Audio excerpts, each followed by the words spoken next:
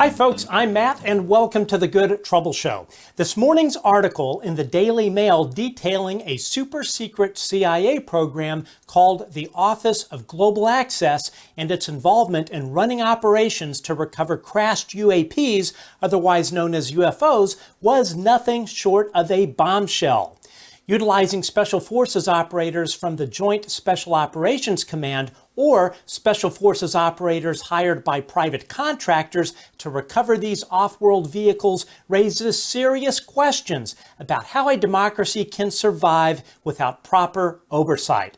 I was fortunate to be one of the 3 journalists who brought you this story in the Daily Mail, and joining us to discuss this article are my co-authors Josh Boswell and Christopher Sharp. Guys, how are you doing? This was one hell of a story. Josh, Chris, thanks for joining us. And yeah, I tell you, this has been an interesting journey, a bit of a long journey. Chris, if you wouldn't mind, walk us through it. How this story actually came about. Yeah, so firstly, thank you for having me, and thank you both for really kind of working together on the story and helping putting this together, basically. So I started during the summer, and I just started getting interested in how a potential crash retrieval operation involving a potential non-human craft or craft of unknown origin might actually work. What would be the actual details? Who would go out to get it? How would they get access to it? What would they do with the radiological materials and all this stuff? So I started making inquiries and doing my own background research. I started thinking, well, actually, if it involves radiological material, then it would be the DOE, so the Department of Energy, that might be involved. So I contacted the NNSA to try to get more details into how that aspect could potentially work. So NNSA is National Nuclear Security Administration, and basically under it is the Nuclear Emergency Support Team. So they would be kind of like your response team should there be radiological material that might be a risk or something like that. And it's made up of engineers and scientists. So I thought, well, let's try to get them on the record. Have they ever come across or handled anything of unknown origin or non-human origin? I started asking the questions, getting them on record. I mean, they confirmed that they work with materials of unknown origin all the time. It's part of their job, basically. However, they did also confirm that we've not ever found any of this material to be of non-human origin. So I thought, well, that's great. I mean, that potentially rules them out. We've got them on the record. Let's dive into this some more. So then I started doing some other research and talking to sources, and JSOC came up a few times. So that's Joint Special Operations Command. So again, I thought, okay, let's get them on record then. And they came back to me just saying, yeah, I have nothing for you. When I asked them if they had ever worked, if they had ever kind of like worked in operations in relation to materials of unknown origin. So I thought, okay, well, that's quite interesting. And they have nothing for me. And I followed up with that. And I said, look, is that a denial? Can I count that as a denial? And they didn't come back to me. So I thought, well, okay, that's quite a strange answer. Obviously it could mean anything. So it doesn't mean that they do have these kinds of materials that they've encountered. It could just mean that go away, we don't want to deal with the journalists. So I would stress that. Right. And then I guess just to finish off, I was doing some research as well about the Office of Global Access within the CIA's Science and Technology Directorate. The name had come up a few times, so I did some research into it, and I guess what I needed more meat to the bone, and that's where you came into the equation, Matt. We started speaking to some sources, getting corroboration. And we started this big process of trying to find what the details might be, and if there was anything behind these potential claims. Yeah, and I was very excited because you had approached me about this story, and a lot of it was completely new to me. And of course, I thought, what can I do to help? So I brought my sources to bear, my relationships, and I think at some point you and I reached a point where, of course, we originally had spoken about this being in the Liberation Times and the great work you've done in the Liberation Times, but I think we kind of reached a point where we decided, this is a really big story, and this deserved to go into a much larger publication. And immediately the thought of the Daily Mail came up, and Josh, of course, you've done a lot of really great work in this space. So when we reached out to you, Josh, what was and kind of told you what we were coming across, what was your reaction to it? What were you thinking? Are these guys nuts, or were you in complete shock over what information we were bringing to bear? Yeah, I mean, there's always, when you're doing these stories about, UAP, UFOs, there's always that part of you that's still there thinking, I still get this every time. I'm like, wow, this is crazy. This is astounding. What Right. are we really talking about here? We're talking about, non-human craft that have crashed or landed and have been picked up by the CIA, or at least in an operation that's organized by the CIA.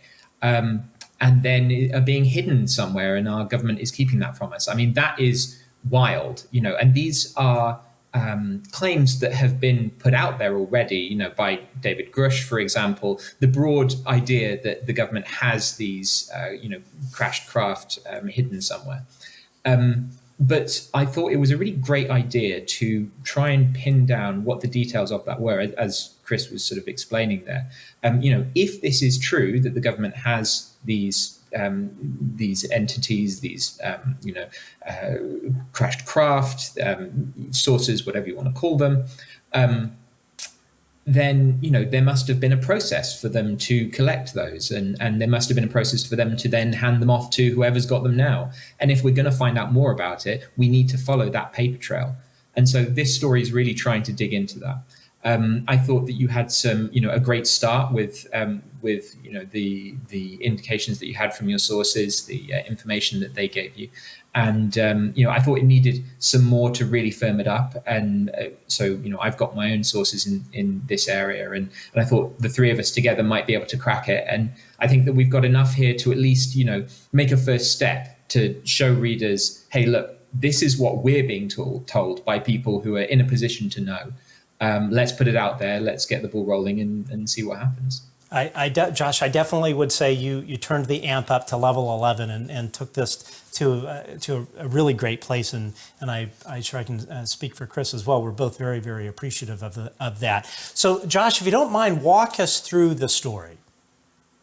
All right. So we have, what we can be pretty sure about is three solid sources who've been briefed by people who were involved in these programs, that we have a wing of the CIA, and it's an office called the Office of Global Access, that has been coordinating the retrievals of crashed or landed non-human craft.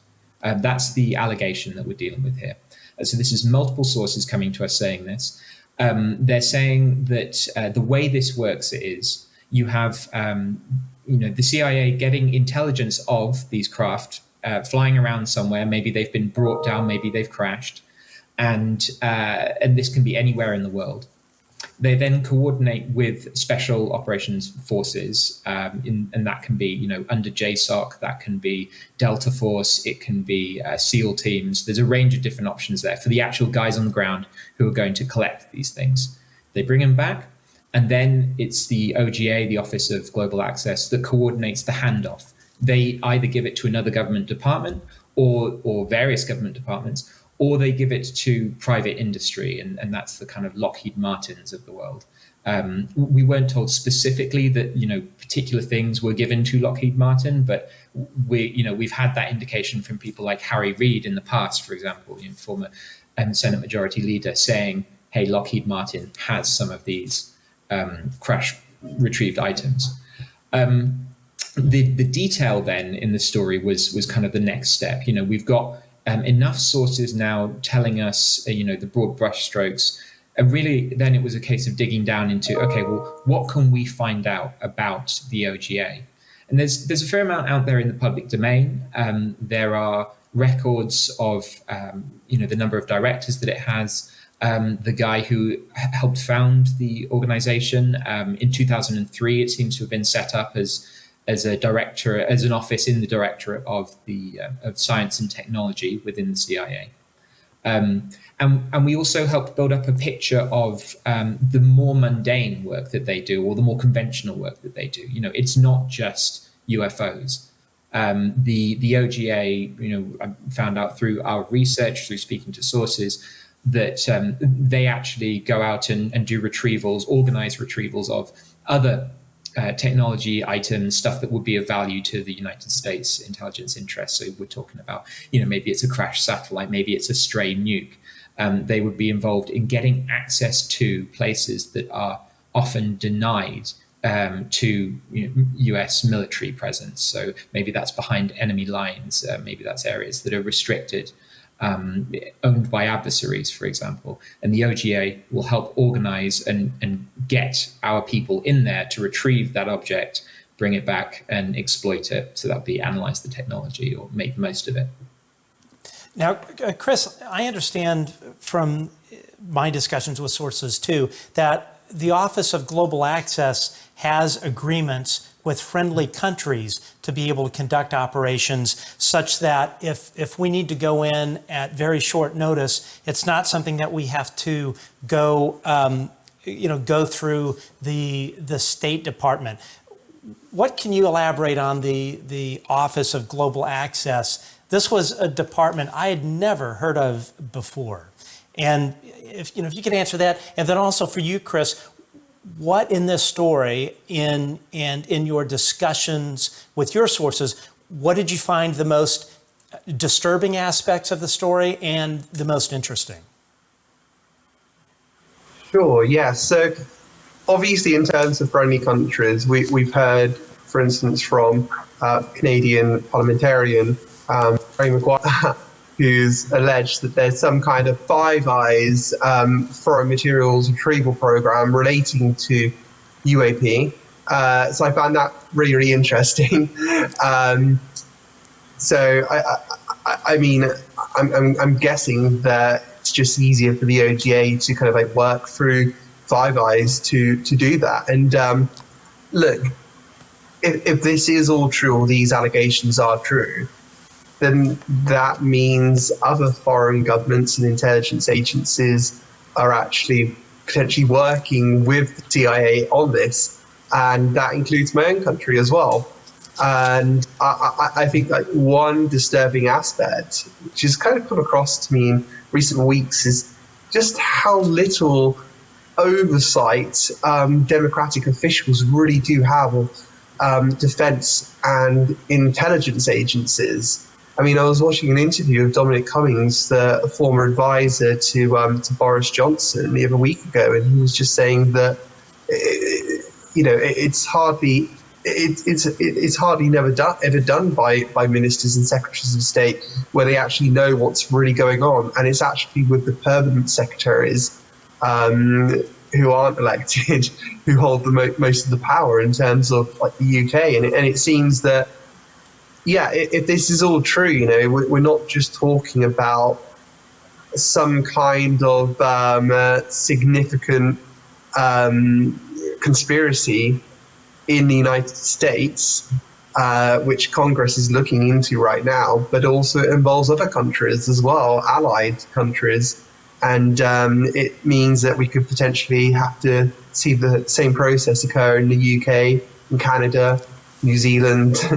And yeah, I think that's something that's quite disturbing for me in terms of the lack of oversight into these intelligence So that's what really spoke out to me. So, Josh, in the article here, we speak about that there is a system in place that can discern UFOs while they are cloaked, and that if the non-human craft landed, crashed, or brought down to Earth, and then, of course, when this happens, the special military units are sent to salvage the wreckage. What can you tell us about this system? My understanding is that this system is critical in order to generate these operations in very short notice to recover these things.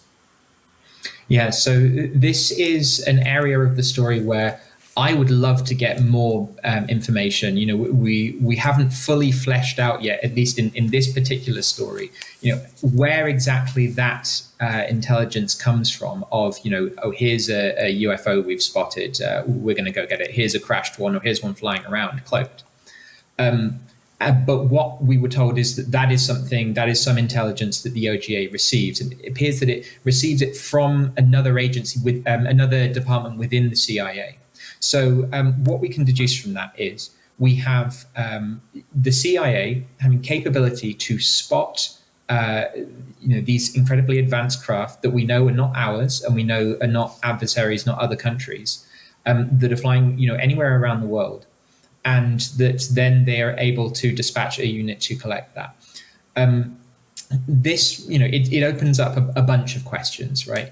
It opens up questions about our satellite technology, because, you know, other people have told us, and in the process of putting together this story, you guys and I, you know, spoke to a lot of people who didn't all make it into the article, and some of them told us different things. You know, you'll hear that you know, the satellites that we use for Google Maps, for example, are not high enough fidelity to catch, you know, small, relatively small objects like these craft flying around.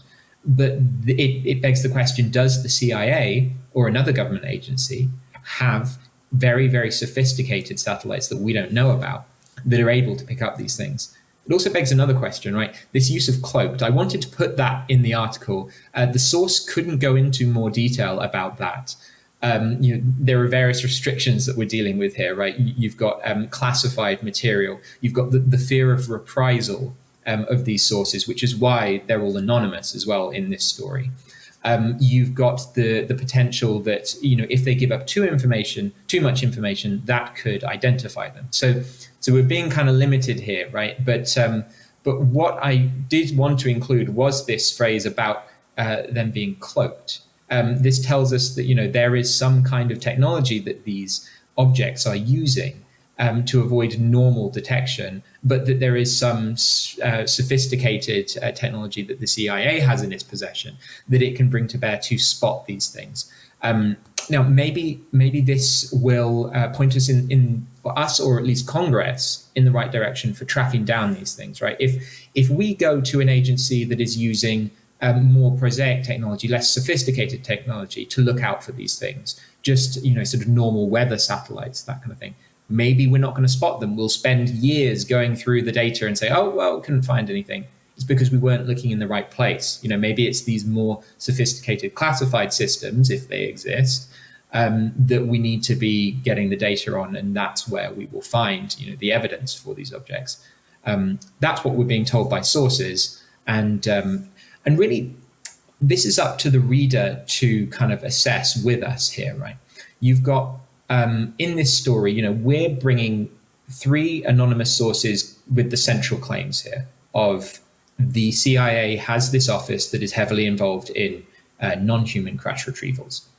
But we're not telling you who they are, you know, and we're giving relatively scant information. And so you kind of have to trust us to a certain extent. I mean, you know, obviously we think that these sources have a good amount of credibility. Otherwise, I wouldn't be putting them in print. But there is this issue here where we're still fighting with this, you know, this anonymity, trying to glean enough information without, you know, getting people to violate any security oaths or anything like that. And until we have a breakthrough with Congress, with whistleblowers coming forward in public through these ways that they're allowed to do now, since we've had these various amendments in NDAA, for example, where, you know, you can have whistleblowers coming forward legally. it's going to be very difficult. And we're going to have these just anonymous sources with drip drabs of information that we're trying to all piece together, as you two are, as I am. And really, to get that breakthrough, we need this kind of legislation to open things up, at least in a manner that still protects the security of the American people and globally. If we're talking about other countries, we're talking about the UK, but allows people to understand the truth of the matter. Are there non-human craft flying around, crashing, landing? Do we have them in a bunker? Can we use these things to help humanity? Josh, in your reaching out to your sources and the anonymity that had to occur, did your sources express why they could not go on the record about this and put their name to it? Yeah, it was really those kind of three issues there. You've got the fear of and the desire not to violate security oaths.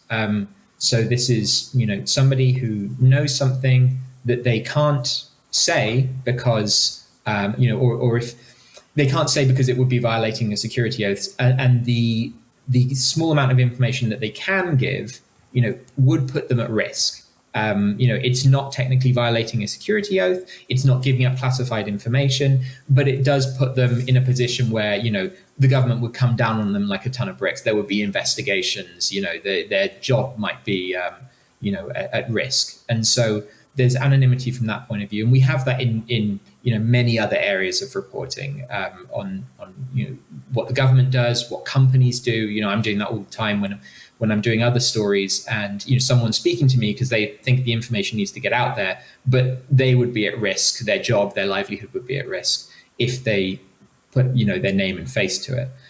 So you've got that issue.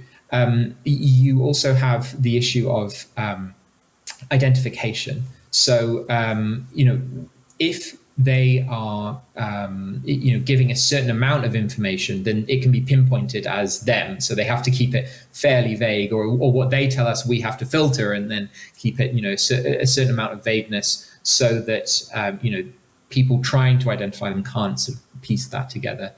And if you're doing that, there is a higher bar. Then you can't just have one person saying something and they're anonymous. You need multiple sources.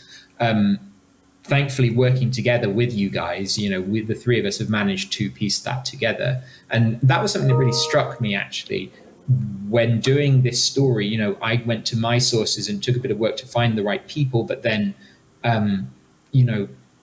putting this specific information to them, talking about the OGA, Office of Global Access, what role does that have?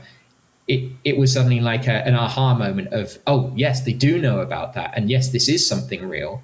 And we're onto something here. And I've had that experience before in previous stories. You kind of get a feeling for when you're onto something, when you've kind of hit the nail on the head. And that's what the feeling was with this story. So I'm hopeful that this is the first step in some progress, revealing more.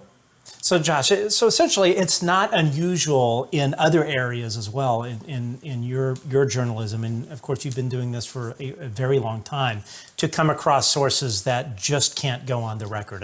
It's not strictly in the UAP field.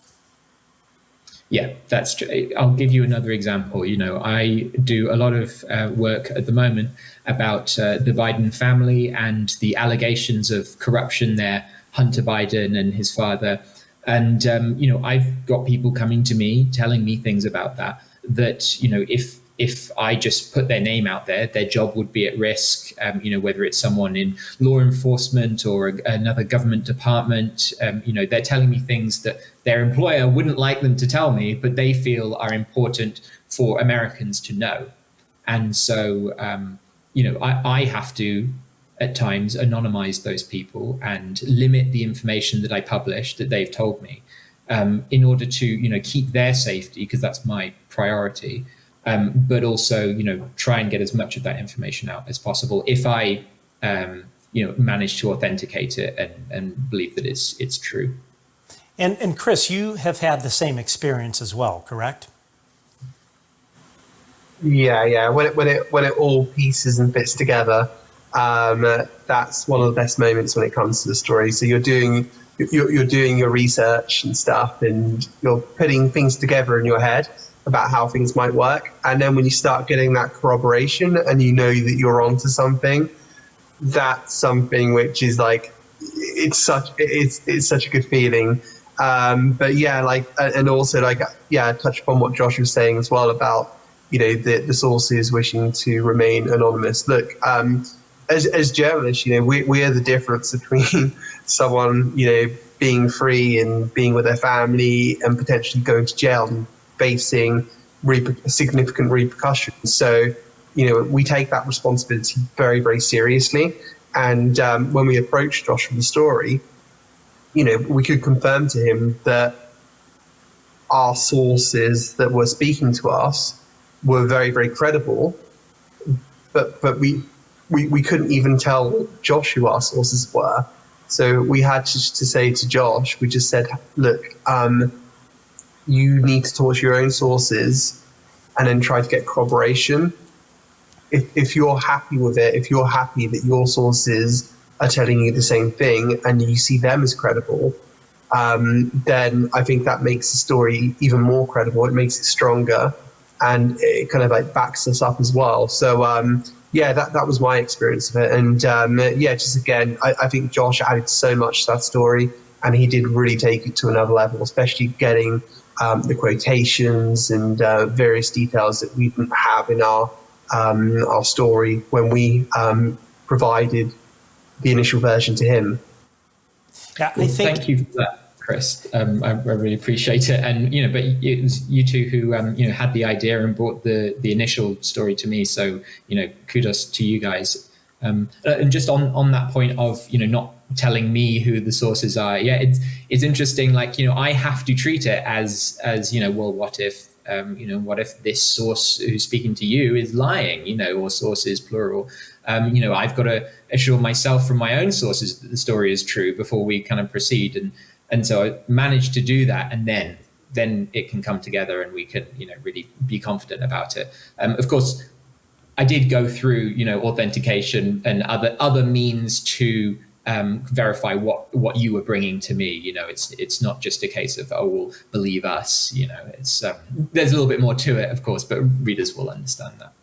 Yeah, and I think that's the most important point to make, is that each one of us had our individual network of sources, and being able to corroborate a story of this magnitude, I think was significant. And I remember there was one source in particular that we spoke to, and all they would, I think the reply was, "How's the weather out there?" They wouldn't even respond. But I think, by and large, almost all of them had something to add to this. Now, Chris, I want to circle back a little bit. Earlier, we were talking about the systems in place, and this, I'm veering a little bit off of the article, but I remember a long time ago, maybe about a year ago, you had come across a sensor fusion system in use by the government, or the Air Force, and I'm sure other elements as well, called Talon Thresher.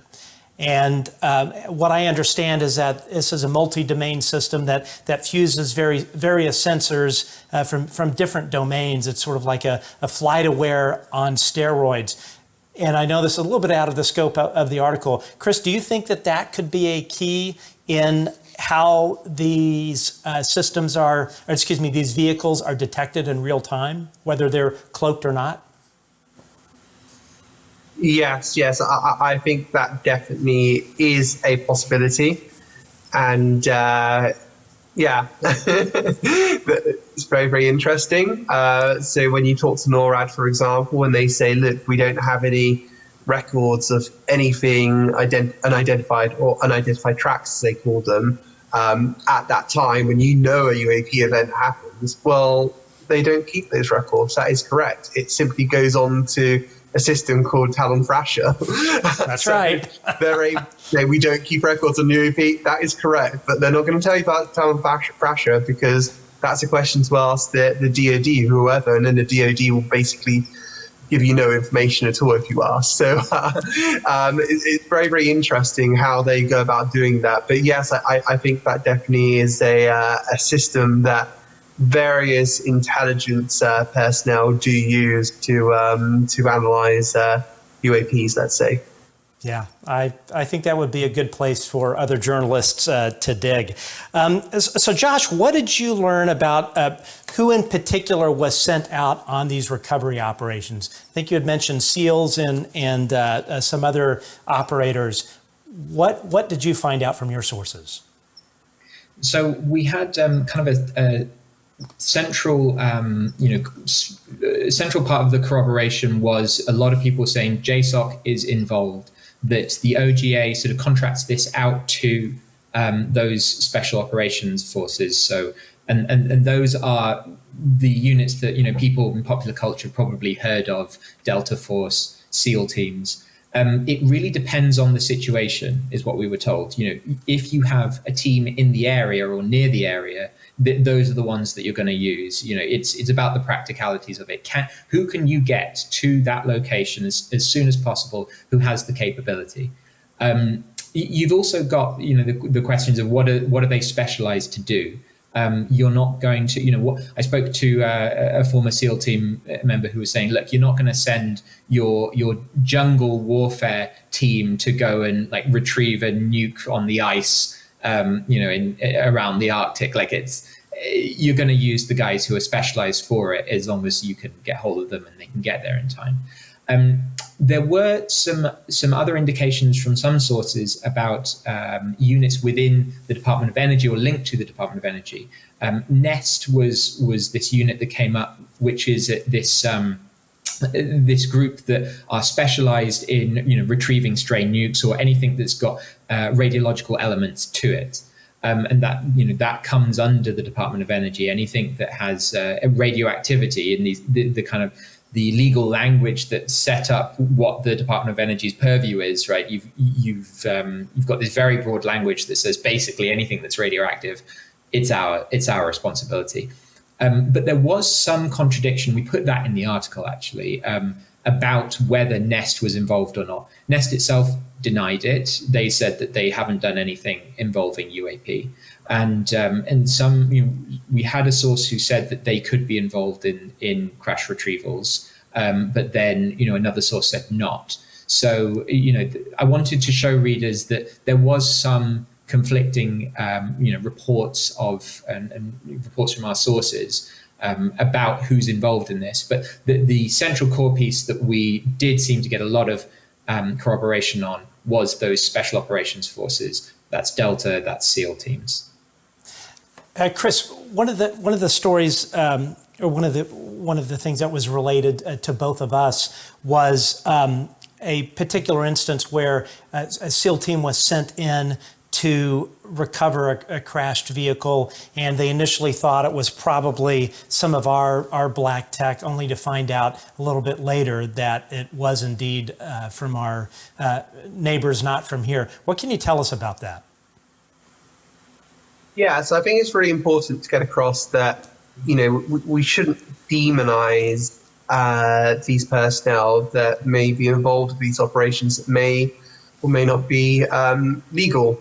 They're simply doing their job, and especially when we're speaking about special operations forces. I mean, these guys, they risk their lives on a daily basis for their country and for the Western world in many instances as well. So I think it's very, very important to stress, firstly, that, if these allegations are true, that they're doing their jobs. And I think in a lot of cases, they don't realize what they may be involved in. But we did hear this, we did get this one story, and it kept on coming up from various sources about a SEAL team. Again, it was one of those cases that it just happened to be stationed in the right place at the right time to be involved with one of these retrieval programs. And it was stated to me that at first they thought it was some kind of Star Wars advanced technology. But then I believe from my understanding is that then some started thinking, well, actually, this might not be, this might be something else. And a few of them got a little bit concerned that they were involved in something that might not be legal. So that was a story that I heard, but I know that Josh has got some more details on that story as well, which he put into the article. So Josh, I don't know if you want to add to that at all. Oh, well, I don't know about details for that particular story. I mean, the challenge for me with that anecdote was that it came from a single source. And so we didn't go into detail of that story in the article. I mean, as fascinating as it is, I mean, I would love to know more about it. It's that on the ground knowledge potentially of, how these things work. This is potentially, are we talking about a SEAL team person who was actually involved in a crash retrieval? Those are people who could speak directly to these kinds of operations, but we didn't have multiple sourcing on it. And so I just couldn't put it, in the article in detail and really, speak to that with authority. So what we did know, though, what we did learn from sources is that they will be sent out often, SEAL teams, for retrievals of things where they don't know what it is, the technology. And these are guys who are, pretty well versed in the kind of weapon systems that you might come across on the battlefield or, in their incredibly varied jobs. But they did not recognize them as enemy tech, as US tech, and that was quite surprising. Doesn't necessarily mean that it's out of this world tech, that it's alien, it's non-human, but it was something that these very experienced guys did not recognize. And that's happened multiple times. I've had that from multiple people, that is the case. But again, whether it was alien tech in those instances, I'm not sure. And I think, Chris, it's really a case of, can we get multiple sources for that story or other stories coming to us saying, hey, yeah, I was involved in the crash retrieval and so were my buddies and we're all going to tell you about it. That's kind of where we're trying to get to. Right. I know one thing that was related to me was a concern that from these tier one operators that they understood that there was no top cover. So if this alleged incident did take place, there was concern that if they were called on the carpet, that no one would cover for them. Now, one bit that we discovered in our discussion with our sources is that the recovery operations are sort of done ad hoc. And what I mean by that is some are tasked to JSOC, but then other recovery operations are tasked strictly to a private aerospace company, or private defense contractor. So that defense contractor is solely responsible for sending in their tactical team or whatever you would like to call it to recover these things, which seems to me that it brings up all sorts of oversight questions. And Josh, I'm just curious, what is your feeling, or did you have any feedback from sources about the fact that this seems to be split between government operators, special operators, and special operators that are working directly for defense contractors without JSOC involvement in the operation? Well, firstly, it rings true if you compare it to a more conventional operation. There are extraction teams, or like highly skilled paramilitary units that are private organizations. I'm thinking about companies like Blackwater, for example, who've been used in warfare and contracted to do the kind of jobs that special operations forces would otherwise do. So, there is precedent for this. The fact that it is a private company doing this crash retrieval and then maybe even also the analysis of it, the exploitation of that technology, according to what sources are telling us, that's potentially troubling because you don't have the same level of oversight. If it is a private company that owns this stuff, then according to the current legal situation, the government doesn't really have oversight over that. There's no audits that they can get their hands on. The company can use the shield of trade secrets to stop them, stop anybody actually discovering what they're working on, and that makes it a very murky situation. you've also then on top of that got all the levels of national security classification, etc. So it becomes really impossible to kind of dig into this stuff unless you have a whistleblower inside who comes out. Someone like on the private sector side doing what someone like David Grush has done, very courageously coming forward and talking about his experience. So I think that what it tells us is, if this is happening, we need lawmakers to pass laws, amendments to make sure that we do have oversight over that, that we do, at least the American government, elected officials have oversight over those programs, because really this is not just some sort of interesting military tech that we might be able to make a few $1 million off of as a private company. This is the fact of potentially, alien life, non-human, advanced, intelligent entities. I mean, that is something that I think, and Eric Burleson, when I spoke to him, the congressman, put this well. He said, the fact of that existing is something that the world deserves to know. Now, maybe all the details about how it works, how we got it, et cetera, that can remain classified, or it could remain a trade secret. But the fact of, at least, I think should be public. And I think that it being run through private organizations is a barrier to that. I completely agree. And we did really touch on it in the article, but one source shared that the we'll say the more illegal, kinetic, retaliatory things were run by private contractors under the OGA umbrella. I'm sure it was kind of a method, if this is indeed true, to insulate the government and have the dirty work done by someone else, which really, I think, leads to the question, not only for the United States, but for to your government, to any democracy. How can you have a democracy if you have, let's just say, rogue element or a program that is purposely being run and operated in such a way to avoid oversight?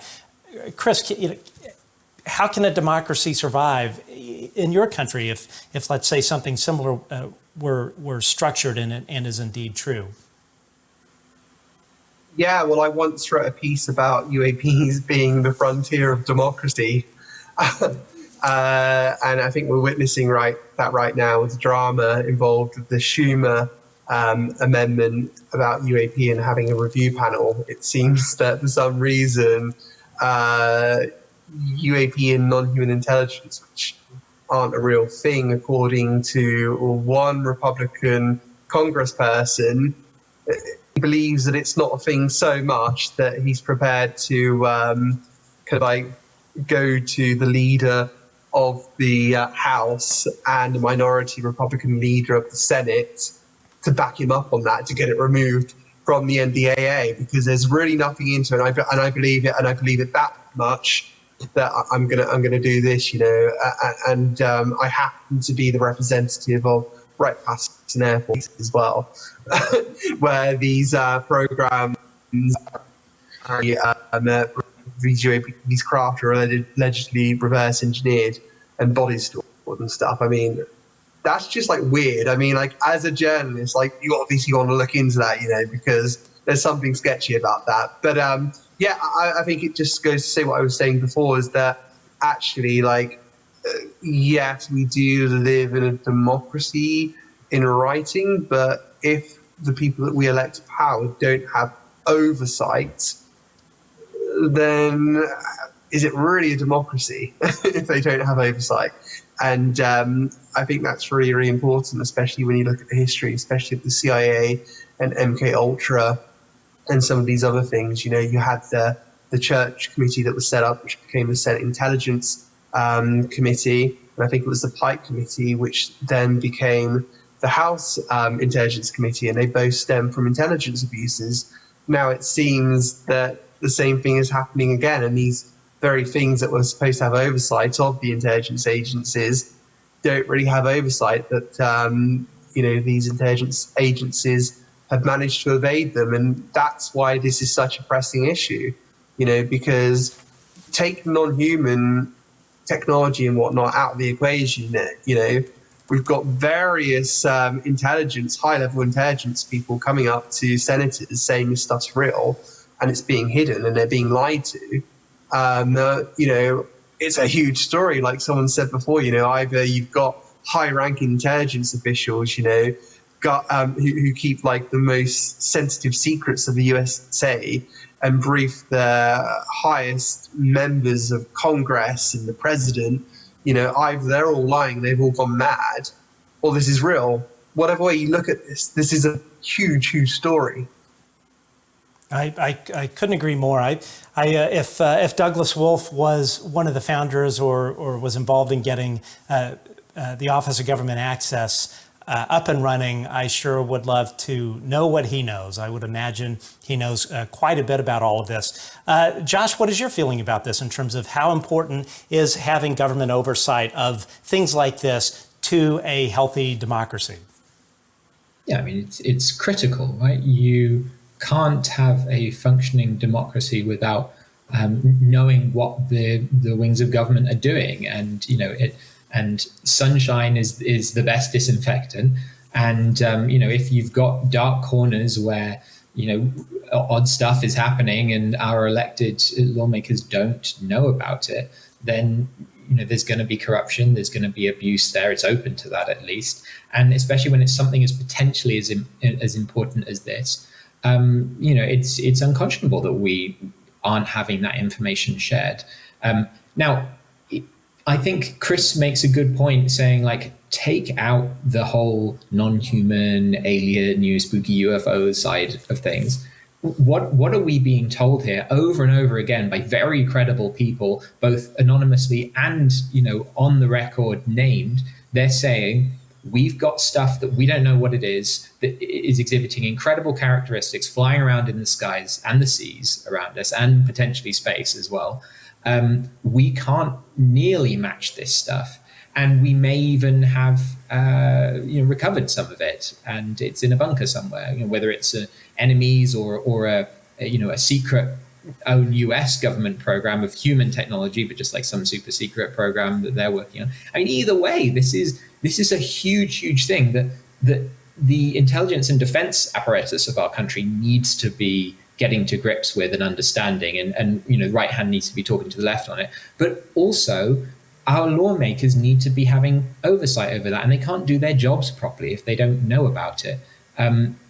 If they're not being told that, what else aren't they being told?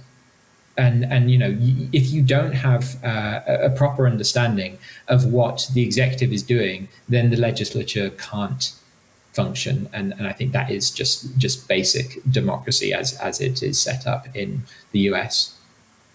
I couldn't agree more. That's really what it boils down to.